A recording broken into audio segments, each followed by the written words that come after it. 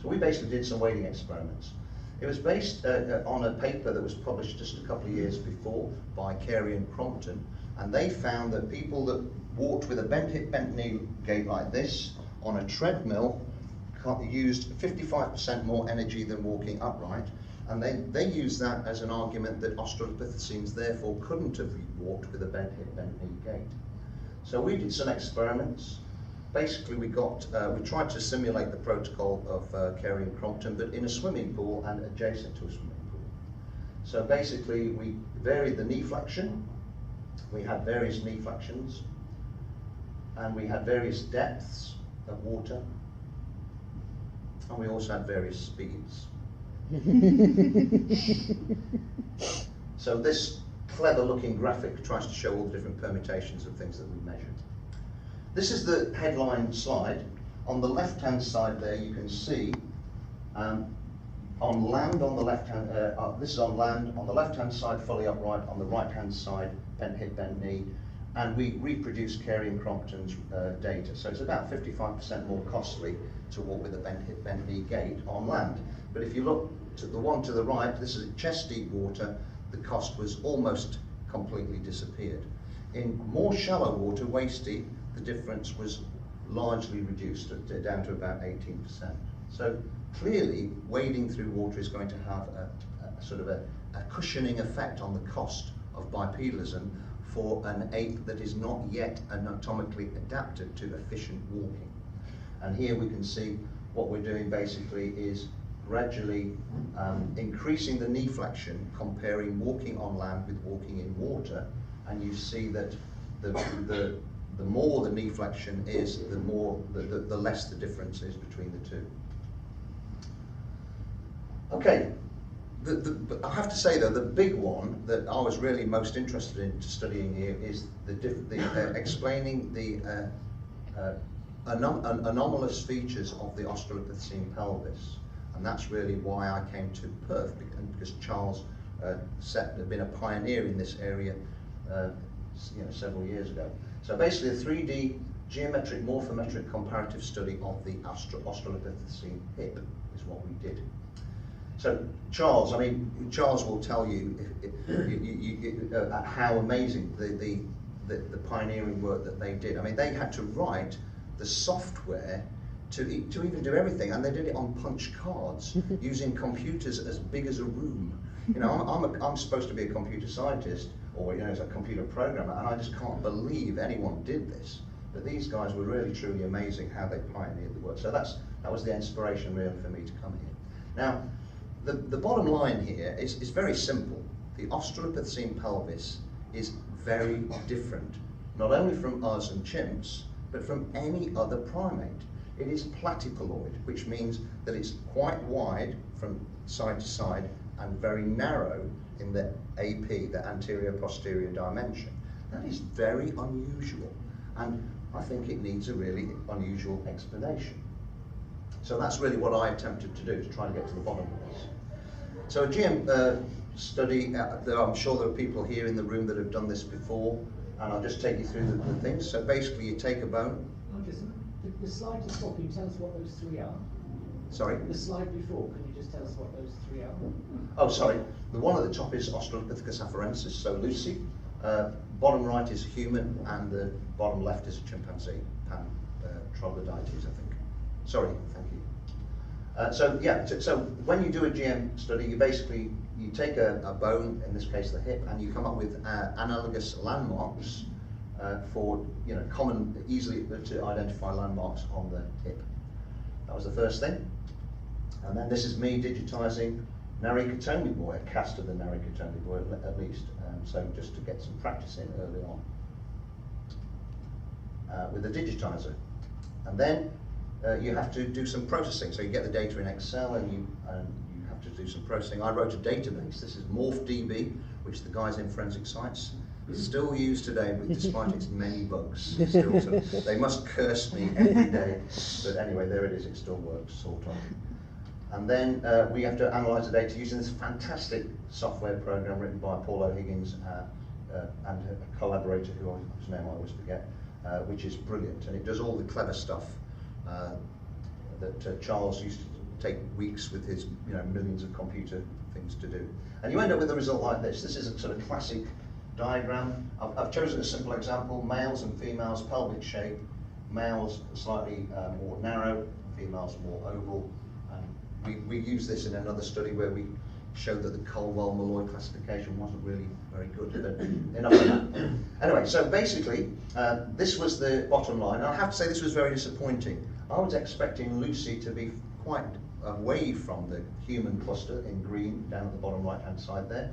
And Lucy, it was different, but not as clear-cut as I was expecting. So this was a little bit of a frustration from me. But the next part of the study was much more interesting, I think.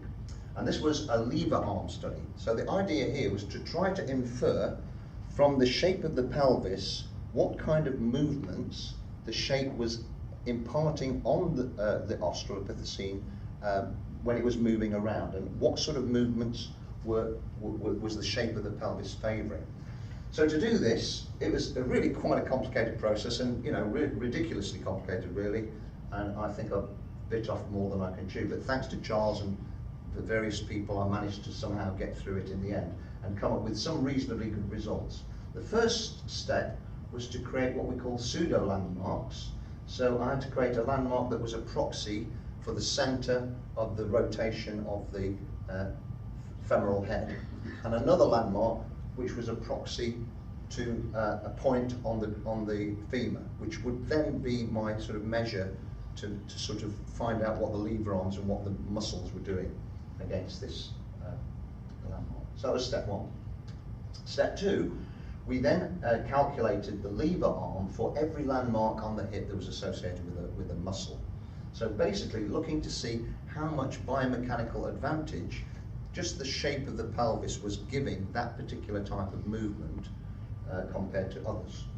And again, thanks to Charles, I then had to write this massive program to calculate every single load arm as a ratio of every other load arm, because all of these measurements had to be done in a relative way per hip. So that actually generated 100,000 data items, and thanks to my software sort of experience, I was able to use Excel to analyse this. Oh, sorry, before doing that, we had to group them in terms of species and to muscle blocks. So the different types of muscles, adductors, rotators, and so on. And then finally, we produced the data and summarised it in Excel pivot tables. So pivot tables are a great way of drilling down on massive amounts of data and summarising them in meaningful ways. So I was able to do that. And the bottom line is that the Australopithecine pelvis seems to be very adapted to adduction and abduction and rotation of the hip compared to humans. And that really came out very, very clearly. And if you remember the shape, the platyploid shape, that shouldn't really be any surprise. You can see here just that the Australopithecine pelvis is more adapted to that. Now, how does this tie up with wading? Well, wading causes a lot of drag. I mean, if ever you wade through a pool and you try and wade, there's a lot of drag there. The density of water is something like 80,000 times more than the air, so it's going to cause a lot of drag. And the point is that moving sideways is going to cause less drag, right? And we did some experiments in London on this, and we found that there was a definite correlation between wading sideways versus wading forwards. Now, the thing about that is, if humans use less drag moving sideways with our relatively normal shaped pelvis, then a platyploid pelvis, you would expect that to give even greater advantage moving sideways, or some sort of lateral motion. So this is my putative wading gait for Australopithecine. So there you've got the Australopithecine pelvis at the top, and this sort of side-to-side rotating lateral motion is what I think they could have been doing, and it's certainly consistent with the evidence from the shape of the pelvis and the muscles that might have been involved. So, I mean, that's I think a strength of this wading model. I don't know of any other study that has ever tried to come up with a biomechanical explanation of the Australopithecine pelvis, and when you put it in the context of everything else, I think it's quite consistent. So to summarise, the wading hypothesis of bipedal origins. I'm thinking about a wading, climbing, last common ancestor. Bipedalism now, it seems, is much older than we thought. It might even predate the last common ancestor with the chimpanzee. So it seems that perhaps the ancestors of chimps and humans were wading, climbing, doing some bipedalism, and then the chimps stopped wading and became knuckle walkers, and we carried on wading and maybe moved more and became more bipedal. So water definitely softens the cost of an inefficient gait. The hydrostatic support helps the anatomy of a biped before they've evolved the traits to become an efficient biped like we are. It seems inconceivable that the earliest bipeds were just magically pre-adapted to walking efficiently right from the beginning. There must have been some sort of period when they weren't so well adapted, and water would help in that scenario. Water courses are perfect for this. There's a continuum of depths, from some so deep they don't have a choice, to so shallow that they might as well be walking on land. So it seems to me that this is the perfect scenario to encourage ever more efficient bipedalism. And of course the evidence from the climate is that the climate didn't just gradually get dry in a linear way, it oscillated between wet and dry on evolutionary timescales, and of course seasonally too. So there would have been periods when forests would have been flooded and then not flooded. And I'm not the only person that thinks this is a good idea. You might have seen this guy before. These early creatures were still climbing trees in order to find their food. But as the forests diminished, so they had to travel farther from one tree to the next. And that involved crossing open spaces covered with grass or even water. And to do that, they traveled upright on 2 feet, as I'm doing.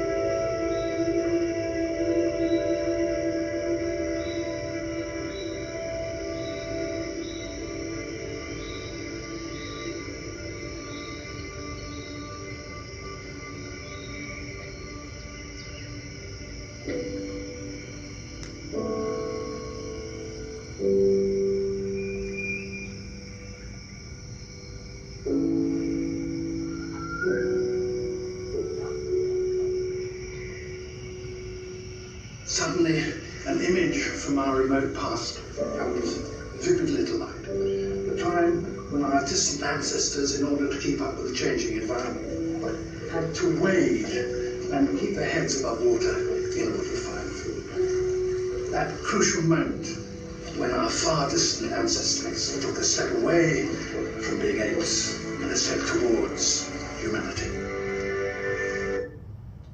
It's quite beautiful, that. So this is my favourite quote, I think, of all time.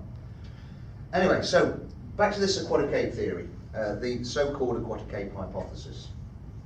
I tried to find a way to make these two work together, and the first thing that really I came up with is the name aquatic ape. It seems to be just a misnomer. I don't think it should have been called the aquatic ape. It was meant to be an ironic term. Of the apes, which are not aquatic, we are the most aquatic. And I think it's kind of led to all sorts of confusion that's not quite right. So the word aquatic is imprecise, it's a bit loaded. It means different things to different people. It's not really an ape either. We're not necessarily talking here about the before the last common ancestor with humans and chimps. It's also after the last common ancestor of humans and chimps. And it's not one hypothesis, but there's many. So I think it should be relabeled, and the term I've come up with, and I'm glad to see some people around the world are starting to use it now, is Waterside hypotheses of human evolution. I think it's a lot less controversial, and it doesn't stress that we were mermaids. It's basically saying we are terrestrial animals that, I know it's crazy, but sometimes we go in the water. So this is the idea. So it's that wading, swimming and diving for food have acted as an agency of selection in the evolution of human beings more than in the evolution of our ape cousins, both before and after the split. Now, I'm not the only person that's working on this. We recently published a book, and there's 18 collaborators that all contributed. You might recognise some of these faces, notably Philip Tobias, Michael Crawford, Elaine Morgan. Tess Williams is in this department, or it was in this university just a few years ago. I don't know if she still is. And Stephen Munro was born in Perth, and he's now having a great career at ANU, working at the museum there. So this is, you know, a lot of people are interested in this idea. So let's get back to our original list. We've got the savannah theory, we've got the aquatic theory, and I think that there's some goodness in both, there's some weaknesses in both. So let's try and merge them, and let's see what we get. So I've now arranged them in sort of chronological order, because bipedalism clearly came early, and maybe speech came later. So wading climbing, this last common ancestor that I was just talking about, seasonally flooded gallery forests encouraged bipedalism better than anything else, and I think that was a good idea. Look, if you think of, in a broad savanna context, forests don't just gradually spread out, they gradually get closer in times of aridity to water, and these would become flooded seasonally. That's where I think our ancestors evolved.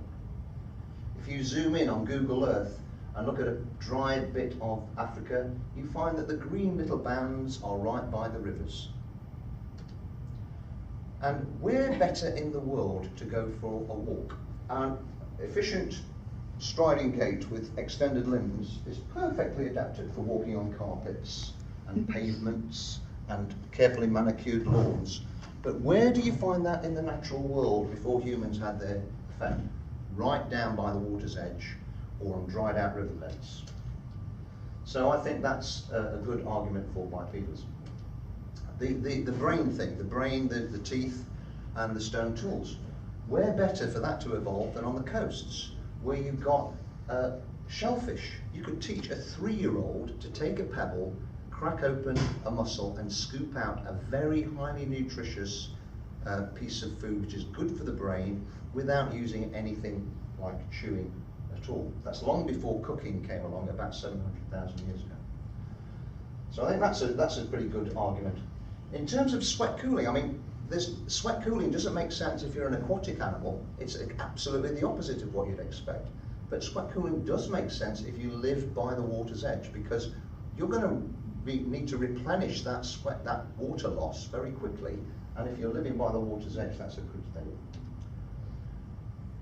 All of these things basically go back to Hardy's original paper, which was called "Was Man More Aquatic in the Past?" And the emphasis was on the word more, but no one seems to have wondered how much more. And I've been really looking into this, and I remember giving a talk here about, I don't know, 8-9 years ago, and mentioning this business of population genetics. And I remember Link saying that that's quite normal, you know, that we wouldn't expect much selection. At the end of the day, there's a program called PopG, and you can play around with the numbers. You can say, let's imagine an allele that has just 1/10 of 1% advantage. 1/10 of 1%, that's not much.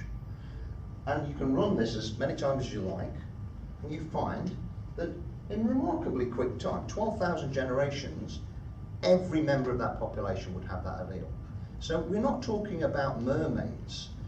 A group of humans that sometimes went swimming compared to a group that never went swimming would soon evolve traits to make them better at swimming. So things like the hooded nose might sound ridiculous. Descended larynx, you might think, well, that can't be because of swimming, but maybe it was. I think it's reasonable to think it might have been. So as long as we're living by the water's edge, so rivers, lakes and the sea, procuring food from those resources, which are very good, nutritious foods, then sometimes our ancestors would have swam and dived. And of course, swimming, breath control that you get from swimming is the perfect exaptation for speech. So, we've got the savannah theory, we've got the aquatic hit theory. I propose that we merge them into a new synthesis called the Waterside hypotheses of human evolution. And it gives me great pleasure to announce that next week on the BBC Radio 4, there's a documentary series, a 2-part documentary series called, would you believe it, the Waterside ape, and I'm figuring in program 2. Very proud to mention. So thank you very much. I've just got to acknowledge some people. First and foremost, my dear, lovely wife, without whom I would never have done this. Very supportive all the way. When I packed in, she was always encouraging me to finish. And my lovely daughter Lima, and all my family who came out to Australia to help me do this. I want to thank Elaine Morgan. She's passed away a couple of years ago, but she is a wonderful person. Anyone that sneers about Elaine Morgan doesn't know her. She's one of the leading feminists in the world. She started the feminist movement. She sneered at the Man, the Mighty Hunter model, and you know, people should give her more respect. If anybody deserves respect for this wading idea, it's Elaine. She has written several books promoting the wading idea. I'm just following in her footsteps. Dear Charles, who is always makes you feel very stupid because he's always asking you questions and I never know the answers. But it's always a privilege to spend any time with him. And I've got to thank him for actually helping me through getting across the finishing post.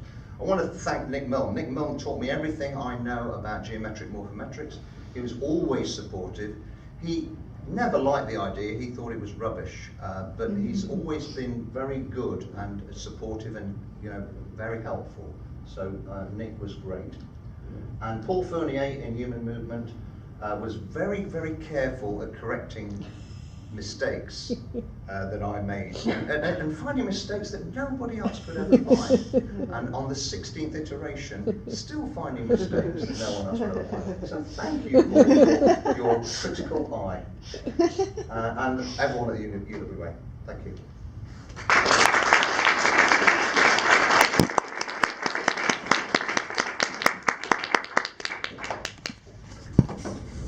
Thank you very much indeed.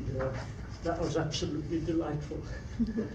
And it really is very interesting that at long last people are starting to really think about it and recognize the possibilities. And even then you'll be the first to agree that you haven't got it all right, but maybe you've got it a lot more right than it was before. Thanks very much indeed for all of that. And I've then got to realize that there's something else going to happen. I could call for questions, but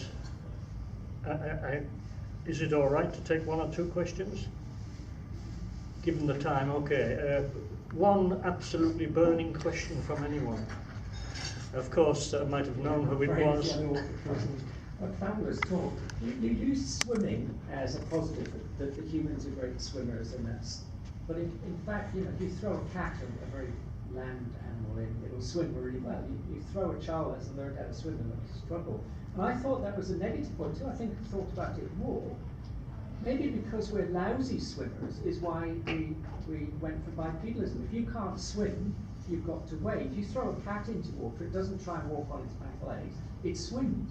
We don't swim very well, and you throw someone who can't swim into water, they try and stand up. So I actually thought you could actually turn what's a negative into a positive, that our poor swimming ability, compared to most animals, is actually push for bipedalism. I think it's a good point. I mean, no one's claiming that we're as good as a typical semi-aquatic animal or anything like that, but I think compared to chimpanzees, we're better at swimming than they are. And we're certainly, I mean, I don't know how many incidents of swimming have been observed in chimpanzees, but it's very few. And certainly, especially with infants, and diving, very, very, very few. Whereas humans are known to do that. But that's maybe a precondition of apes. Apes can't swim very well, hence bipedalism, because I've deliberately picked non-aquatic animals. Elephants, well, maybe elephants are sort of semi-aquatic, but cats hate water. But throw one in and it'll swim through.